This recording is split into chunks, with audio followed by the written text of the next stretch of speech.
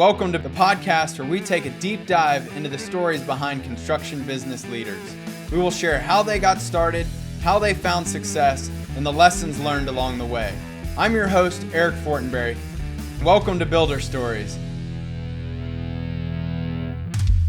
Welcome back, everybody. I am here with Steve Kirk from Premier Decks, located in Rochester, New Hampshire. How's it going, Steve? It's going really good. Appreciate you coming on with us today. Yeah, I appreciate you. Yeah, why don't you give us the background? I mean, how did you get into building decks? You know, what do you guys focus on? Just kind of give us the little bit of the backstory. Yeah, so I got started in construction way back when with my uncle right after high school. So I worked with him. He got me kind of into the trades. I did a little bit of my own work over the early 2000s. I had a just a remodeling company that did everything. The crash of '09, it didn't survive that, so I went and worked with somebody as a site supervisor for 5 years. But then I got the itch to come back and do it again, start another company, and I knew I wanted to focus on one thing. And with my previous company, building the decks was really what I was passionate about. It was easy to replicate, easy to scale. We're not in someone's house tearing apart their kitchen, so we're outside. So I wanted to focus on one thing, so I picked decks, and that was in 2018, so going on 6 years. So, and I'm glad I picked just one thing to focus on. It's really made a difference. Yeah, that's awesome. I hear all the time when people figure out, that they can go outside and build decks versus having to come in and tear out the inside and deal with the homeowners living there while the project's going on. Like they find it a lot easier, and sometimes often more profitable too. So yeah, exactly. Yeah, like every now and then we'll swap out a door, like a sliding door for somebody. So we have to put down protection. We have to put down drop cloths and dust protection, and it's a whole different ball game when you go to someone's house. Yeah, absolutely. And so what's the what's the makeup of the company right now? I mean, how many employees do you have? Are you using subcontractors for your field guys? Or are they employees? What's the office look like? Kind of give us a little bit of the overview there. Yep. So I have I got 4 field guys and a project manager. They're all employees. My wife does the office work. I wear many hats, but the biggest one is sales hat. But the employee I've had the longest, he's been with me for 5 years. He's now moved into the project manager position, so I can focus more on selling this year and growing the company. Like I said, we're based out of Rochester. We cover about 40 miles around Rochester. And it's a two-man crew. We're actively hiring, hoping to get a third crew going this year. So they each crew has a truck and a trailer, and they head out and just usually 2 to 3 weeks on a project. And like I said, it's just all we do is decks. We don't even do many screen porches or anything. We really just focus on decks. Awesome. And what's like the size of your average deck? Like, what's the price point there? And then, is it any typical size or kind of setup that you do? Yeah. Size it definitely varies. Our sweet spot is like the 35 to 55K range. We've done some bigger projects that, we were profitable, but they were just a little more headache. And the smaller ones just aren't profitable for my guys to roll in and be there for 2 or 3 days. But that 1 to 2 week, 45K range is really our sweet spot, that we really focus our marketing on that size and try to sell by the right customer and try to sell that size deck. That's great. And how are you doing your marketing? Are you, kind of all referrals? You running ads? What's marketing look like for you? Yeah, so for me, marketing, when I first started, it was like mostly doing it myself. A year in, I went with a marketing company that built out my website, did Google ads and whatnot.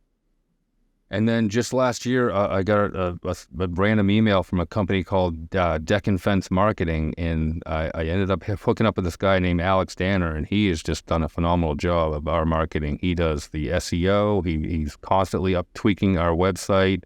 And it's really just what he's been doing for us in the background that's really helped us grow this year and the end of last year. That's great. So are they running ads or like just SEO? Yep, no ads, SEO, blog posts. He might start doing some of our managing our social media. But yeah, it's it's more hands off of me. I mean, I keep my pulse on it, a pulse on it, just to make sure he's doing what he says he's gonna do. But it really is. He's taking care of a lot of that for me. That's great, man. That's definitely a smart move. You know, I tell people all the time. I mean, marketing is really where it all starts. It's the top of the funnel. Got to make sure you're continuing to feed that funnel and getting people into the pipeline there. But you know, a lot of people will just kind of I see this all the time. They either don't have a website at all, or they create something on their own and just kind of throw it up there and think that's gonna just somehow magically generate a bunch of leads for them. But it really takes nurturing that. Creating content, blogs, different social posts. I mean, like it is a very ongoing process. So, good for you for realizing that you needed to find a marketing partner who Yep. could help you do that. Yep. And I would say, like, I believe the quality of our leads has been elevated too, because people know that we're not just I hate to use the term chuck in the truck. I mean, we are a full-fledged company that gives you a quality product, and a lot of our leads and customers in the past 6-7 months have been really great customers to work with. They know that they're going to pay a little bit more, but the quality and the experience is there. So I owe that. I mean, I feel a lot of that has to do with what he's done in the background and in the online presence that he portrays. Yeah, that's great. So tell us a little bit more about, like, how do you kind of qualify these leads? I mean, how do you know if it's going to be a good fit? Do you have anything other than sort of the financial? I mean, can you afford this? Are we within your budget? I mean, are there other factors that you look at? Yeah, so I mean, obviously it's geographical. So I also have an answering service that if anybody calls, they either get to us through the website form or someone calls. So I have a virtual answering service that's a little more like a step up from like you lost your heat type of answering service. They are more like if repeat customers are calling, they know their names, it's all in their database. But they kind of give them the spiel of this is where we cover, this is how far we are out, 10 to 12 weeks out. So the customers have an idea. Then they set up a 15-minute call. So that call's with me. And during that call, I go over budget. I mean, we really like the AZAC deck boards from TimberTech. So if someone wants the Trex deck board, we tend to say we're not the right fit for you. I give them a budget. And our sales process is I go out that first visit with my iPad, an app on my iPad. I can give them a ballpark range on that first visit. So I say, I come out, give you a ballpark range, go over the samples. And if they want to move forward, then we have proposal fees, a formal proposal fee, and then the computer renderings, they pay a fee. So that's kind of to help qualify them. But typically that first visit, they know the ballpark range. Then when they get the formal proposal, it's not far off from there. And then from there, they typically sign and we're off to the races. Yeah, so you're doing a quick phone call with them, then you're going out on site, then you're charging them for a proposal. How many of the leads do you find that basically drop off and aren't willing to pay for a proposal there? When I first implemented that, I was nervous, but I knew it was the right thing to do. Especially it was during COVID. I just had too many people reaching out for wanting a deck price, and then they ghosted me. I'm like, I'm just wasting my time. Yeah. So I started with $100 and nothing really changed. And now it's like I give them, I'm like, it's $200 for a proposal. You get half that back. If you want rendering, it's $400. You get half of that back if you go with us. And just about every comment is, that seems reasonable. So and I'm thinking about upping it too. I mean, it's just to really qualify and make sure that it's worth my time to go out there and meet with someone. Yeah. No, I love the approach. I mean, it's very important that that they have a little bit of skin in the game. I mean, obviously, when you're buying a $45,000 deck, what's a couple $100, to kind of get into it. I mean, shouldn't really be a factor at all for them, but it does probably really good job of weeding out the tire kickers, people who are just trying to get another quote or just shopping around. May not be interested buyers. And I could tell, like, some people will say, well, do I get that money back? Or so if you just come out, it's free. I can tell, like, all right, they're probably not the right fit. Other people are like, that seems reasonable. And typically those are the ones that sign. Yeah.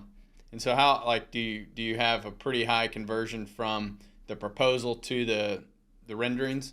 Yeah. So at that point, yeah, I mean, our average, I mean, for every lead coming in, I count everything coming in. We have a 22 to 25% closing rate, and I don't know the number, but from the renderings on, it's pretty high. I would say probably 70%. Yeah, that's great. Yeah. And after that, I mean, you said you kind of tell them how far out you're booking, which is several weeks. Yeah, our typical is 10 to 12 weeks out. Okay. Yep. Yep. Yeah, it's so interesting. I mean, a lot of people I see all the time, like they're very hesitant to share, how far out they're booking because they think that they won't win the deal over that. And it's like, well, I think you might, be focusing on the wrong things. Like you need to sell them on the quality, the experience, who you are, and like, people will buy from people they like, even if they have to wait. Like they want a quality project to be delivered. It's not about getting it delivered tomorrow. I mean, who wants a deck that's going to fall over versus getting the correct, a great looking deck. I mean, I'd certainly rather wait longer for the right contractor, and it shows demand too. It shows that, hey man, this guy's busy. He's got a lot of jobs. People are wanting to hire him. So I think it's a great tool. A good story. Just before I got on with you, I had a lead come in. I saw on the form he was looking for something in I think of the time frame he has. I think it was like 2 to 4 weeks out. So I'm like, well, I can't make that happen. So we sent him our normal email saying schedule a call, but we have an FAQ page attached to our website that he went in and saw our average lead time is 10 to 12 weeks. So he immediately responded. He's like, I see it says 10 to 12 weeks. That's not going to work for me. I'm like, okay, yeah, we're into end of June right now. So good luck. And it's a lead gone, but I didn't waste time. So he wasn't the right fit. So that's all I look at it. That's awesome. Yeah. Sounds like you've got a really, kind of dialed in, process there to really kind of get them from, initial contact all the way through to signed, customer. Yep. No, it's we're fine tuning it all the time, but and I'm hoping to, if not the end of this year, definitely next year, we'll be going to bring on our first salesperson. So I really got to fine tune it and document it and make sure I can hand off and be successful with that transition. Yeah. And it sounds like you've really kind of honed in on the product that you want to be using too. I mean, is that really kind of helping sort of simplify the sales process? Yeah, like I said, we use the AZAC deck board from TimberTech. That's the only one I have. I've tried other ones over the years, but we really like that board. That's the only one I pull out of my truck as a sample. If I'm trying to match someone's existing, say, Trex deck, we will do that. But if it's a new deck, I tell them we only do AZAC. So and sometimes there's too many options. And like if you could pull out 26 colors for a customer, they're going to be overwhelmed. We have 13 colors, which is still quite a bit. But there's 3 price points. But then for railings, I mean, there's quite a few railing options. We use various vendors for railings, but the deck board is definitely the TimberTech AZAC is the one we like. Yeah, sounds great. What challenges do you typically run into either in the sales process or even after when you get into the construction? I mean, are there challenges that typically come up that that your guys are having to deal with? Honestly, for us, the biggest challenge is hiring, which everybody is having that problem. But I got to tell you, I'm going to plug your product. I mean, we've been on JobTread for over a year now, and it's really, we try to put everything into JobTread. Everybody has the information. So before it was me doing a Frankenstein of different apps and different scheduling and takeoffs and spreadsheets, and it was very clunky. It was not very seamless. And we're still working on fine-tuning JobTread, but that platform, your platform, has really helped us to really streamline. I mean, the sales is mostly just me, and it's different apps outside of JobTread. But once they sign the contract, everything's in Job from the takeoff and the estimate and proposal on, everything's in JobTread. So that has really made a big difference for us. So our biggest challenge, I mean, we're constantly trying to tweak and get better, but our biggest challenge is hiring. Yeah. So what made you realize that you needed to get some software in place, or that you needed to do something different? Like, did you kind of hit some growth, pain that, you just, it wasn't scaling, or you had, inaccurate data? Like what was happening that sort of led you, a year plus ago to come looking for us? Yeah, it was in my mind, I'm like, there's no way I can scale what I'm doing because I'm the only one that can manage this. And it was very time consuming. Like I would be constantly tweaking it. I'm like, this is not the best use of my time. I need something. And I was funny. I was on my back deck watching my kids in the pool. I was on YouTube and I see Travis pop up and it's like, well, this looks like a pretty good software. And I like dove into it that weekend, watching a bunch of videos. And then a week later I signed up and then it's been great ever since. It's awesome. And so all basically the whole build, scheduling, kind of providing, how much information are you sharing with the with your clients on the customer portal? I mean, are you sharing the schedule? Are you sharing the photos and daily logs, or like kind of what level of information do you share there? I don't really share the schedule just because our projects are. I mean, I share start dates so they know when, like, they can plan accordingly when we're going to show up. And Sure. like I said, we're 12 weeks out, so I don't want to take a deposit for somebody they don't hear from us from 12 weeks. So we give them updates along the way. But then once we start the build, they don't really have access to the schedule, but the daily logs definitely. They see the pictures at the end of every day, what we did, what's coming up the next day. And a lot of our customers they have a second home up here. They might be in Florida or wherever, but if they're down for the winter in Florida, they can see exactly what we're doing, what we're with the progress of the project and finish. And then when they show up, it's all done. And I had one customer. He's a software engineer. He's like, that platform you use is really good. Nice. Love hearing that.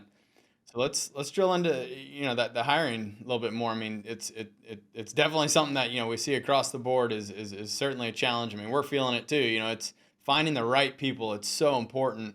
That you make sure that you hire great people. We all understand, like, there's a real cost to bringing in somebody who's not what you think is going to be a long-term player, a great fit. Like, all that time that you spend training them and working with them and getting them up to speed. If someone's going to walk out, you just lost a whole lot more than than the money that you paid them. So what are you guys doing to to really keep your guys that you have now? Like, what how do you kind of strengthen that culture there? And then what avenues are you taking to try to find more people? Is that something that, like, you're actively, like, recruiting for, hiring for? Kind of what does that look like? Yeah, so I mean, we use Indeed. That's our go-to. A lot of people on Indeed. I don't think it's the best platform, but then we also put posts on social media, Instagram, letting know we're hiring. Um, as far as culture, I've been with a business coach for the past year. I've been meeting with her one-on-one, and then now just this month we're doing the next program. Is called Boots on the Ground, and she comes to our shop once a week for the next 12 months. Um, and she's helping us build our culture. I mean, I was trying to wrap my head around, do I do pay for performance? What do I do to incentivize? And she's like, do it with culture. She's like, you don't have the right business model to incentivize, because every deck's different. It's not a repeat. She says, do it with your culture. Just create a culture that people want to come here. We're trying to do a bit more training this year. I mean, I'm thinking long term and hiring great people, and I know that's the foundation I need in order to achieve my goal. Yeah, absolutely. I mean, I think when I ran the construction company where I first built out JobTread, like, one of the things that we did is essentially the first Wednesday of every month. We had all hands on deck. Our entire team, all the trade partners we use. They came in. We did a full breakfast for them. Spent about an hour of kind of going through kind of company updates, trying to really be as transparent as we possibly could to help them understand where we're at from a company perspective. And then we would usually bring in one of our partners or somebody who could do some sort of a training, whether it's on the equipment or on a safety training or whatever it may be, to really help make sure that people feel like they're continuing to develop, continuing to learn. And people really appreciated that opportunity to get together, get to meet and just a little bit of social time too with all the other trades that we were using, all the the employees. It was I think something that started to really kind of help build that community within the company.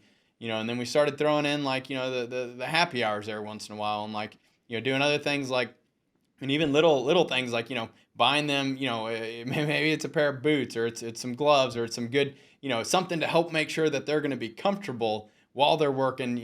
Those little things, not going to cost you very much. It's not going to break the bank here, but it goes a long way to show that, like, you care about your people. And those little perks, I think can really start to add up and create that, that strong culture that you're looking for. Yeah, we do a tool allowance in the spring. We do a winter clothing like boots and bib. We call it boots and bibs. So they can buy new boots, they can buy new bibs because we work all winter long. Just today, it was pouring rain up here today. We're trying to get this deck done for this lady, so we started the project today with the demo, and I knew it was miserable. I knew they didn't want to be out there, so I sent them all a gift card for a restaurant, a local restaurant, so they can go. I don't know if they're gonna go out to eat tonight, but everybody got a gift card today for working in the rain. So yeah, it's those little things that we're trying to get better at to really, again, create a culture. Yeah, I know too. Food is a great way to win people's hearts, man. Like, we do a team lunch here at Job Tread every Wednesday. So we, bring in a catered lunch.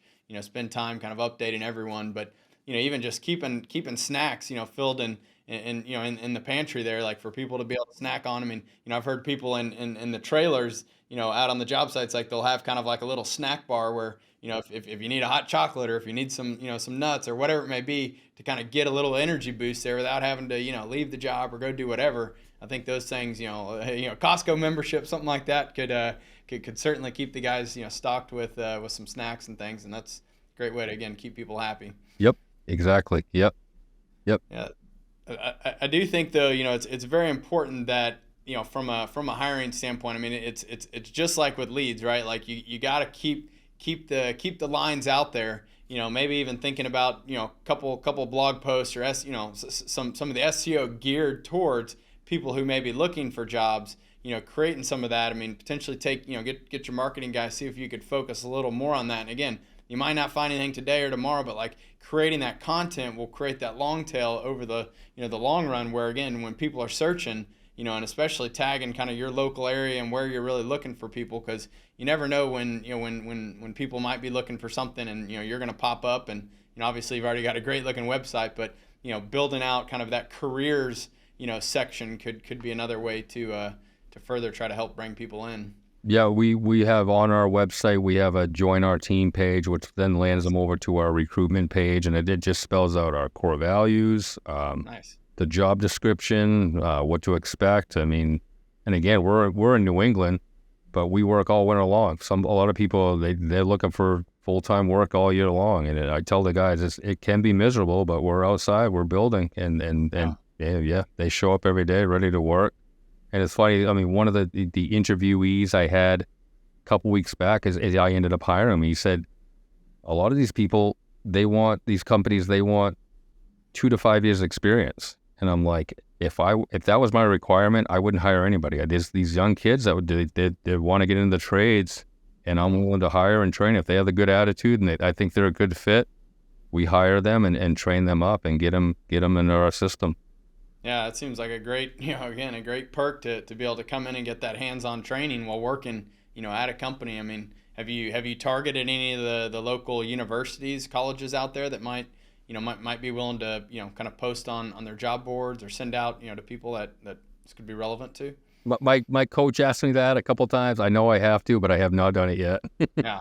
They often have, where you can just go online and upload your job descriptions. They even have career fairs that, from time to time where you can go out there and just set up a booth.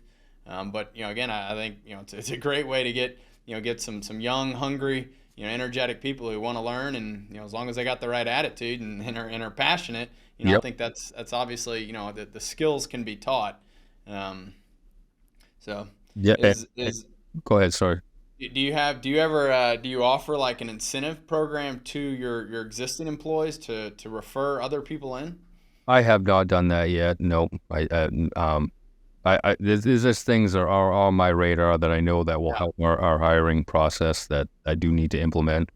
Yeah, absolutely, man. I mean, they're they're out there. They could be great mouthpieces. I mean, even like $500 bonus for if you bring someone in and we hire them, maybe they get a $500 bonus after they've been with the company for a month, and then I've seen a lot of times maybe there's another 500 or 1,000 or whatever bonus 6 months later. Yep. Obviously, you don't want someone just bringing in a whoever and taking the money and running. So you got to sort of tie it to them being there and working out, but. So some sort of thing like that to again, get all those people to go out and be that mouthpiece for you and try to bring in more people. And the funny thing too is it's like they for them it's even more exciting to think about being able to pick their own team Yeah. members, because they know they're going to have to live with this person, and they're not going to bring in some, person who they don't think would be a great fit, someone they would want to, be swinging the hammer right next to. They're going to want to make sure that they do a good job vetting them too before they present them to you. Yep. Exactly. Yeah. Yep. So I think that's certainly a lot of different options, and the challenges, man. It's like you're trying to run a business, you're doing sales, you're managing the projects. And this is like one more thing that it really like it could be a full-time job to manage recruiting. I mean, our COO Alex here. I mean, he probably spends the large bulk. If the number one thing that he spends the most amount of time on is recruiting, but we know it's so important that you spend the time with the people, kind of making sure that they are a good fit. We also, so Contractor Staffing Source is one of our partners in the marketplace. I'm not Yep. sure if you've talked to them, but they've done a great job too of really helping source applicants for us. I don't know how they do it, man. They are top notch. They somehow go find these people who we've been running ads in job posts forever, but somehow they are very good at finding the people and bringing them in, and they do they also will do an assessment with them where like based on the role that they're looking to come in, they have a lot of experience doing this, and so they have kind of these tailored assessments that will just it's a kind of a bunch of questions that sort of help make sure that they're going to be a good fit from a personality standpoint, from kind of just sort of test some of the things that you don't always know in an interview style, if this is going to be a good fit or not. So might be something worth checking out. Even trying it out for a little while, see if they can get you a guy or two. Yeah. One more. I did talk to them at your Connect conference. I didn't end up setting anything up. I think I did, but we had a snowstorm and I had to cancel. So, but yeah, Yeah. I do want to reach out to them. Yeah. Yeah, so important though. Building the right team. It's I see a lot of people who just it's you need the people to be able to scale the business. Yep.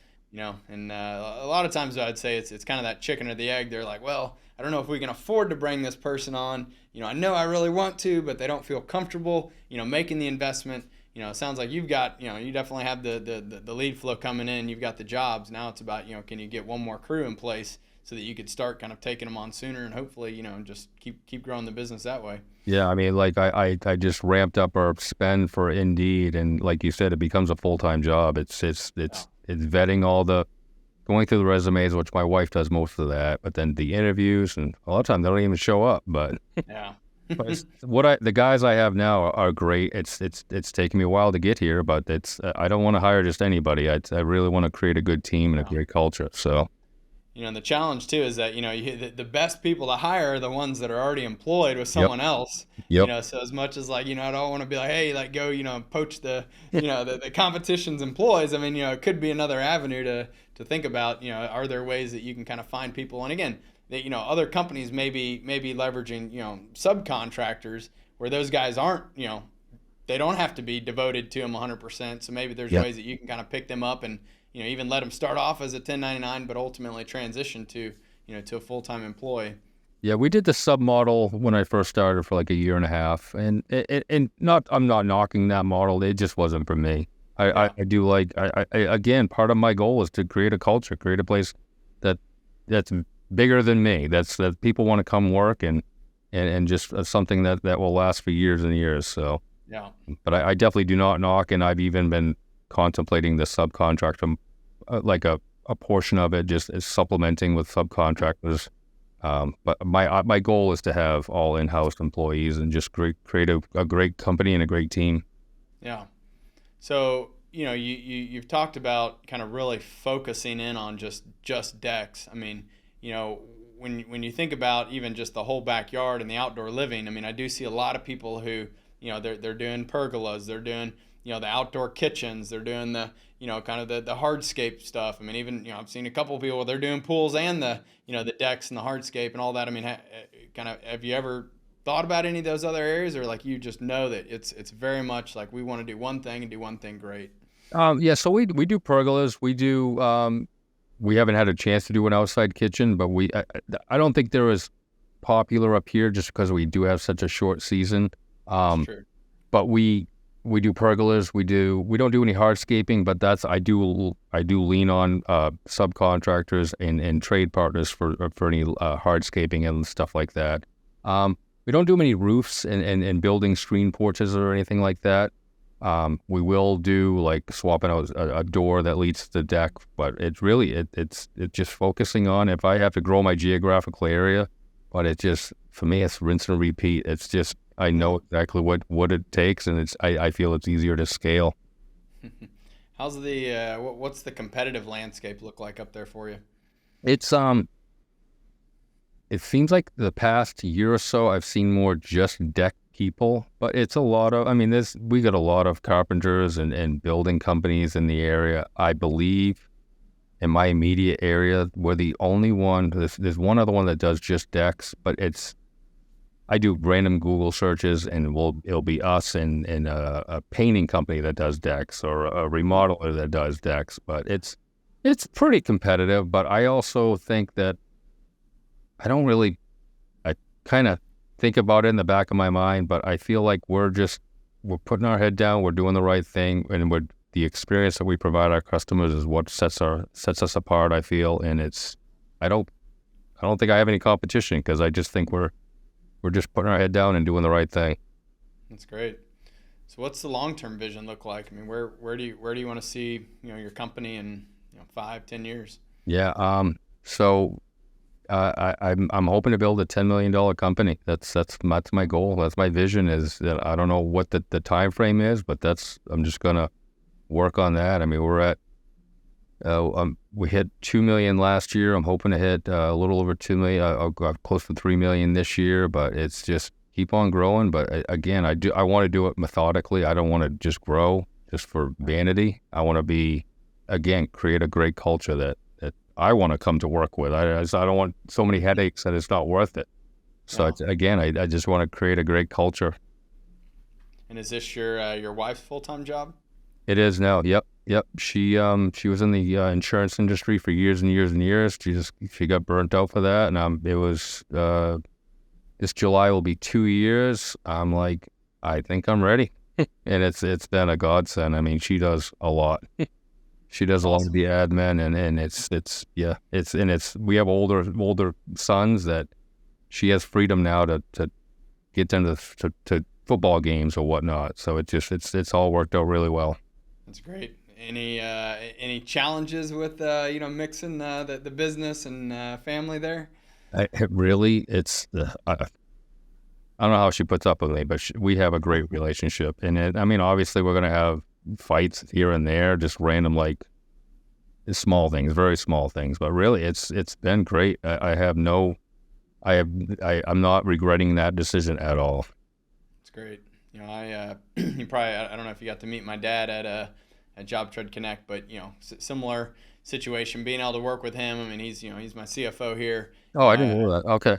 Yeah, yeah. And he was my first person I hired at my last company was my CFO there. CFO here. I mean, I used to get asked all the time, well, what's it like working with your dad? And I was like, well, for one, I'm his boss, but we'll put that aside. But it's more like the kind of 80-20 rule at first, where 80% of the time we're loving each other, 20% of the time we're like going for the jugular. But I'd say over the last decade or so, we've sort of moved it. It's probably 95-5. He's actually a lot more hands off, at this company than the last one. But aside from a couple small disagreements over spending money on this or that, I do think that as a whole, the nice thing about it is that when we won, I get to work with my dad every day, and he's always been my my mentor, my someone that I can look up to. He's serial entrepreneur, has done numerous businesses, but I think the great thing that it does for the company is that it really helps to bring and instill that family culture, and so it's we're not just random people. It's like there's that family aspect to it that I think it helps sort of everyone feel part of this this job tread family, this community. We try to always involve all of our everyone's kind of significant others and their families. When we do team events, like we're going to the Stars game next Wednesday to celebrate hitting a goal, and so it's always great. I think that you can sort of instill that into the culture because when you can win over the partner, the spouse at home, when they're excited about the company that their significant other is working for, it's that much easier, and that, they're that much more excited to keep with you and to keep going. And so, I think just having that, environment and being able to kind of embody that is a great, great culture boost when it works out well. Yeah, no, it's been great. Like I said, and it's when our boys were young, she was still working, and she's like, oh, I'm missing their them growing up. But I think now is a more important time. I mean, I have teenage boys, and she's there for them if they need them, and it's really has been a really good decision to bring her in. Yeah. I tried to get my wife to help me, and she did at the beginning of Job Tread. Like, she came in and was helping make calls and sort of did a little bit of the sales with us. But yeah, just wasn't her thing. It didn't quite work out. How we'd hoped. But at least I got her involved some in the beginning, so she really understands what we're doing. But I see a lot of times people, it just doesn't work out. People trying to mix, kind of family and a lot of button heads and just those stresses from work, and then spill over into the evenings and family time and weekends, and it like kind of sort of turns it all into a work thing. Do you guys do anything to sort of have that work family balance? Yeah, I mean, I try to. I have an attic office, and I try to at 5 o'clock go down if I'm not on the road. But it's funny, this past week I had 2 late nights. I got home at 7, which they don't happen a lot for me. I try to get home between 5:30, and being an entrepreneur, you're always thinking about your company, but I try to separate it. So at the end of the day, I come downstairs and it's family time, but obviously sometimes I'm thinking about work, but I can't shut that off.